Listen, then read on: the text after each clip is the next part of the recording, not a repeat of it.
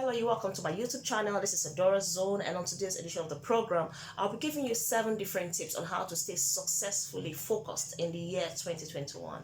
By the way, if you haven't subscribed to my YouTube channel, please do right now. Click on the subscribe button so that you can get more videos as they roll out.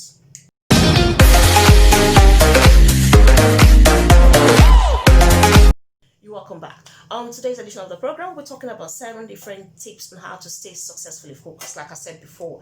And I actually wrote down my points here because I have a lot on my head. I don't want to mix things up and then I start to blab. All right, so number 1, stop procrastinating. Procrastination is a thief of time. You can never get things done when you keep pushing them forward, when you keep procrastinating, when you keep saying, I'll do that tomorrow. Just start. No matter how small, no matter how unprepared you think you are, just start it. Along the line, you begin to push things begin to fall into place. But for goodness sake, just start.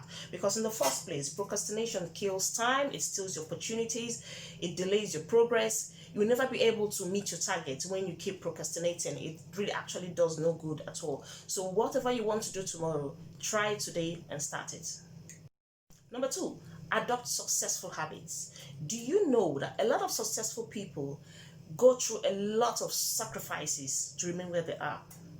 Do you know that a lot of successful people, no matter how successful, no matter how wealthy, no matter how rich, no matter how famous they are, they try as much as possible to starve themselves of a lot of leisure times, a lot of pleasure times. They use those days, they use those times, they use those periods you and I used to sleep and chat and then, just waste around like that. They use those times to add knowledge to themselves. They use those times to surf the net and see what's going on. They use those times to try as much as possible to educate themselves so that they remain there in the circle of what's happening in the world. They try as much as possible not to be outdated. So they every time use the opportunity they have to update themselves.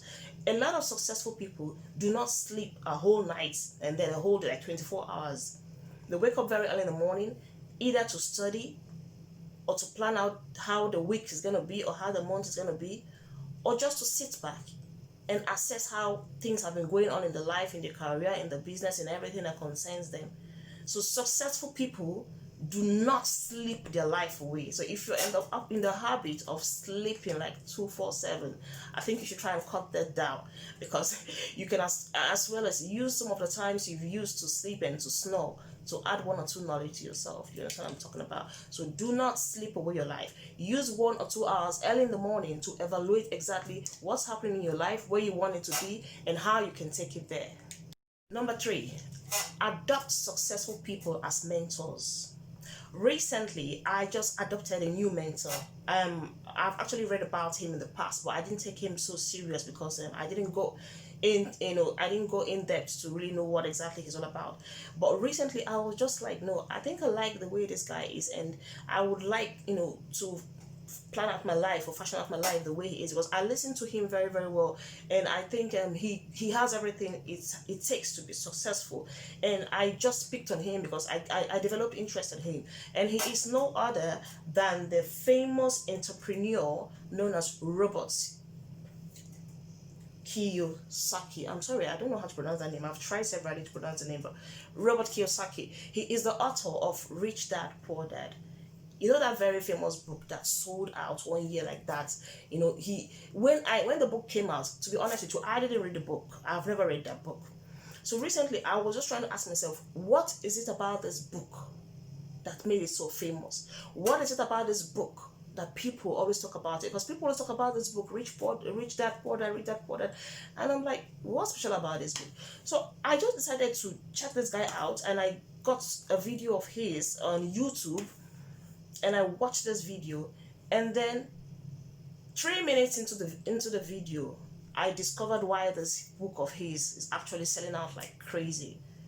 I said 3 minutes into this video, I saw the difference between the successful and the non-successful. It was so glaring, it was so clear, from the way he spoke, the way he analyzed things, the points he gave, the lifestyle the rich and the successful people live.